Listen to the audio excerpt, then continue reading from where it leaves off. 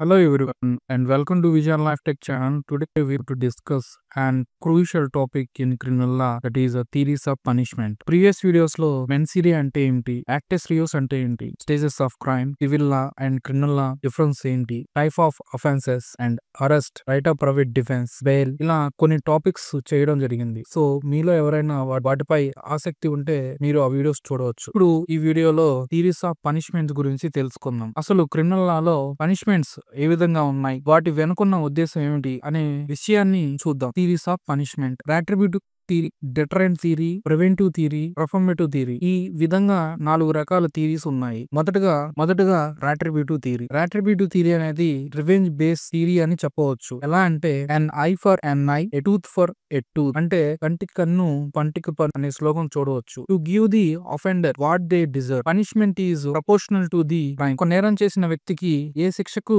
అర్హుడవుతాడో ఆ శిక్ష తనకు వేయడం మరియు అతను చేసిన నేరానికి సరిగ్గా సమానంగా శిక్ష అనేది ఉంటుంది. ఉదాహరణకి in case of murder the death penalty is often justified. Murder కేసులో కొన్నిసార్లు డెత్ పెనాల్టీ అనేది సరిగ్గా సరిపోతుంది. ఈ రెట్రిబ్యూటివ్ థియరీ అనేది focus on revenge rather than preventing future crimes. ఈ థియరీలో కేవలం ప్రతీకార చర్య తప్ప భవిష్యత్తులో జరిగే నేరాలను ఆపే విధంగా లేదనే విషయాన్ని మనం తెలుసుకోవచ్చు. ఈ థియరీలో భాగంగా Bachan Singh versus state of Punjab అనే కేసుని ఉదాహరణగా చెప్పుకోవచ్చు. బచన్ సింగ్ అనే వ్యక్తి మొదటిసారి తన భార్యను హత్య చేసిన కారణంగా 14 సంవత్సరాలు జైలు శిక్ష అనుభవించాడు. తను ఆ శిక్షను అనుభవించిన తర్వాత ఇంటికి రాగా తన రిలేటివ్స్ ఎవరు యాక్సెప్ట్ చేయలేదు. తన రిలేటివ్ అయిన ఒక కజిన్ బ్రదర్ తన ఇంట్లో పెట్టుకున్నారు. తర్వాత కజిన్ యొక్క భార్య పిల్లలు బచన్ సింగ్ ని ఇంట్లో పెట్టుకోవడం ఇష్టం లేదు. కొన్ని రోజుల తర్వాత కజిన్ యొక్క 4 పిల్లల్లో 3 గొడ్డలతో నరికి చంపాడు ఈ బచన్ సింగ్ అనే వ్యక్తి. బచన్ సింగ్ అనే వ్యక్తికి ఉరిశిక్ష వేయడం జరిగింది. The supreme court upheld the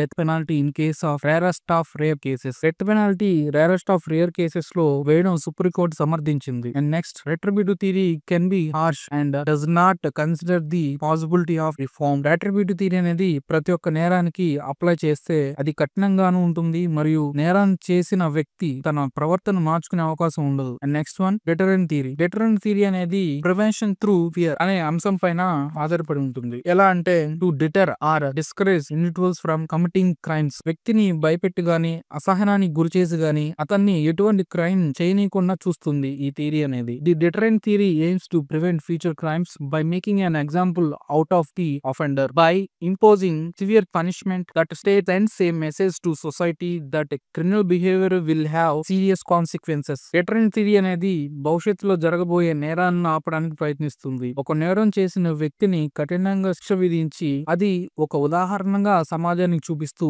ఇటువంటి నేరాలు చేసినచో ఇంతటి కఠినమైన శిక్షలు తప్పవని సమాజానికి తెలియజేస్తుంది. ఉదాహరణకి heavy fines for drunk driving aim to deter others from engaging in similar behaviour. అత్యధిక జరిమానాలు మనం డ్రంక్ డ్రైవింగ్ లో చూడవచ్చు. దీని యొక్క ముఖ్య ఉద్దేశం ఎవరైతే డ్రంక్ డ్రైవింగ్ చేసేవారు ఉన్నారో వారిని భయపెట్టడం. ఈ థియరీలో భాగంగా state of Gujarat versus Mirzapur Moti Kureshi Kassab Jamat 2005 అనే కేసుని ఉదాహరణగా చెప్పుకోవచ్చు. Harsh punishment for cattle slaughter to deter others. ఎవరైతే ఆవులను ఎద్దులను వధిస్తారో వారికి కఠిన శిక్షలు విధించడం మరియు ఇటువంటి చర్యలు చేసే వ్యక్తులకు భయపెట్టడం ఈ కేసులో మనం గమనించవచ్చు. Deterrent theory may fails if people do not fear that legal system are unaware of the penalties. ప్రజలు న్యాయ వ్యవస్థ చూసి గాని లేదా శిక్షను చూసి గాని భయపడకపోతే డిటరెంట్ థియరీ ఫెయిల్ అవుతుంది. Next one, preventive theory. Preventive theory అనేది ఇన్కెపాసిటేషన్ అనే సిద్ధాంతం మీద ఆధారపడి ఉంటుంది. ఎలా అంటే to prevent that offender from committing future crimes by incapacitating them. నేరం చేసే వ్యక్తిని భవిష్యత్తులో నేరాలు చేయకుండా అతన్ని అసమర్థునిగా చేయడం ఈ ప్రివెంటివ్ థియరీలో మనం గమనించవచ్చు. అసమర్థునిగా అంటే తనకి కెపాసిటీ ఉండదన్నమాట చేయడానికి ఆ క్రైమ్. మళ్ళీ ఎలా ఏ విధంగా అనేది ఒకసారి చూద్దాం. Protect society by isolating dangerous individuals. భయంకరమైన నేరస్తులను ఏకాంతంగా ఉంచడం, సమాజానికి దూరంగా అంటే ఒక ప్రిజన్ లో ఉంచడం అనమాట. Long term imprisonment for habitual offenders or life imprisonment for terrorist. సుదీర్ఘకాల జైలు శిక్ష వేయడం ఎవరైతే పదే పదే నేరాలకు పాల్పడతారో వారికి మరియు ఉగ్రవాదులకు జీవిత ఖైదు విధించడం మనం చూడవచ్చు. ఈ ప్రివెంటివ్ థియరీలో does not focus on reforming the offender can be costly for state. Preventive థియరీలో మనం గమనిస్తే నేరస్తునికి తన ప్రవర్తన మార్చుకునే అవకాశం లేదు మరియు ఈ ప్రివెంటివ్ థియరీ అనేది శిక్షలు కఠినంగాను, శిక్షలు ఖరీదైనటువంటిగా మనం గమనించవచ్చు. ఎందుకంటే వాళ్ళని ఇంప్రిజన్మెంట్ చేసినప్పుడు వాళ్ళకి ఫుడ్, బెడ్ అన్ని కల్పిస్తారు కదా స్టేట్. అందువల్ల ఇది కాస్ట్లీగా అనేది చూడవచ్చు అనమాట.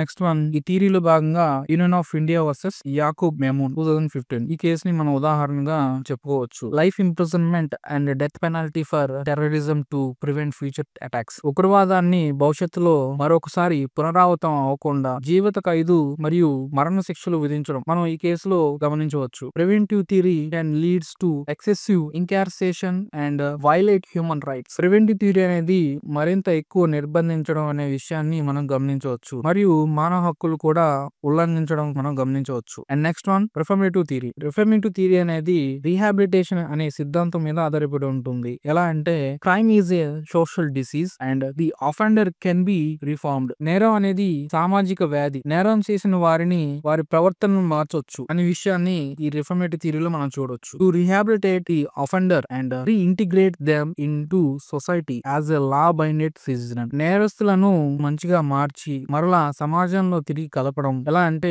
ఒక మంచి చట్టాన్ని పాటించే వ్యక్తిగా. అండ్ నెక్స్ట్ వన్, రీహాబిలిటేషన్ థియరీలో కొన్ని విషయాలు మనం గమనించవచ్చు. అవి probation, parole and education programmes in prisons. Probation అంటే కొంతకాలం ఆ ఖైదీని గమనించడం మరియు పెరోల్ అంటే పెరోల్ మీద ఖైదీల్ని బయటకు పంపిస్తారు మరియు చదువుకు సంబంధించిన కార్యక్రమాలు ప్రిజన్ లో కొనసాగిస్తూ ఉంటారు. ఇవన్నీ మనం రిఫార్మేటివ్ థియరీలో భాగంగా చూడవచ్చు. Might be seen as too lenient, especially serious offences may not always work with hardened criminals. ఈ థియరీ చూడడానికి చాలా దయతో కూడినటువంటిదిగా మనం చూడవచ్చు. తీవ్ర నేరాలలో ఇటువంటి థియరీ ఉపయోగపడకపోవచ్చు. నెక్స్ట్ వన్, దీనిలో భాగంగా Mohammed Ghaisuddin versus state of Andhra Pradesh 1977 ఈ కేసులో emphasise and reformative justice for young offenders. Reformative theory యువ నేరస్తులను శిక్షించే క్రమంలో ఈ థియరీని అప్లై చేయడం మనం గమనించవచ్చు. Reformative theory may be scenes as too lenient and not suitable for all type of criminals. ఈ థియరీ చాలా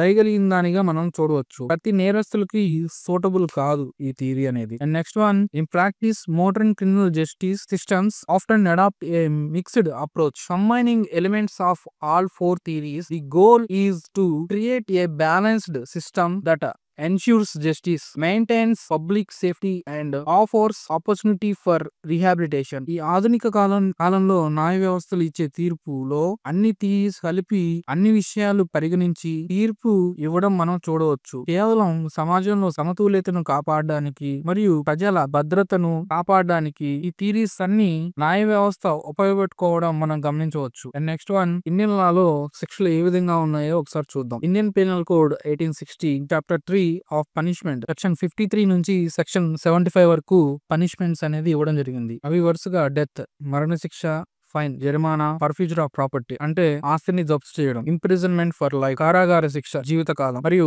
ఇంప్రిజన్మెంట్ జైలు శిక్ష. ఈ విధంగా రిగ్రెస్ అండ్ సింపుల్. రిగ్రెస్ అంటే కఠిన జైలు శిక్ష అని అర్థం, సాధారణ జైలు శిక్ష కూడా ఉంటుంది. ఇవి Indian penal code 1860 chapter 3 section 53 నుంచి 75 వరకు చూడవచ్చు. అండ్ నెక్స్ట్ వన్, భారతీయ న్యాయ సంహిత 2023. మిగతా వాటితో పాటుగా కమ్యూనిటీ సర్వీస్ అనేది ఈ భారతీయ న్యాయ సంహితలో చేర్చబడింది. భారతీయ న్యాయ సంహితలో చాప్టర్ 2 సెక్షన్ 4 to సెక్షన్ 13 ఈ పనిష్మెంట్స్ అనేవి మనకి ఇవ్వడం జరిగినది. కమ్యూనిటీ సర్వీస్ అనేది భారతీయ న్యాయ సంహితలో chapter 2 of punishments section 4 community service అనే దాన్ని పనిష్మెంట్స్ లో కొత్తగా భారతీయ న్యాయ సంహితలో చేర్చబడినది. And next one, solitary confinement. Solitary confinement అంటే ఏకాంతంగా ఒక గదిలో ఉంచడం, మిగతా ఖైదీలతో కాకుండా సపరేట్ గా గదిలో ఆ అఫెండర్ అనేది ఉంచుతారు. ఈ సోలిటరీ కన్ఫైన్మెంట్ వచ్చేసి సెక్షన్ 11 సోలిటరీ కన్ఫైన్మెంట్ బిఎన్ఎస్ లో ఇవ్వడం జరిగింది. అలాగే సెక్షన్ 73 సోలిటరీ కన్ఫైన్మెంట్ ఐపీసీ లో కూడా ఇవ్వడం జరిగింది. ఈ విధంగా మనం థియరీస్ ఆఫ్ పనిష్మెంట్స్ అనేవి మనం చూడవచ్చు. అన్ని శిక్షలు కలిపి ఉన్నాయి, ఒకసారి చూడండి. ఇక్కడ attributive theory, deterrent theory, reformative theory, preventive theory and కొన్ని శిక్షలు కూడా ఇక్కడ ఉన్నాయి, చూడవచ్చు మీరు. And next one, conclusion. Theories of punishment. No single theory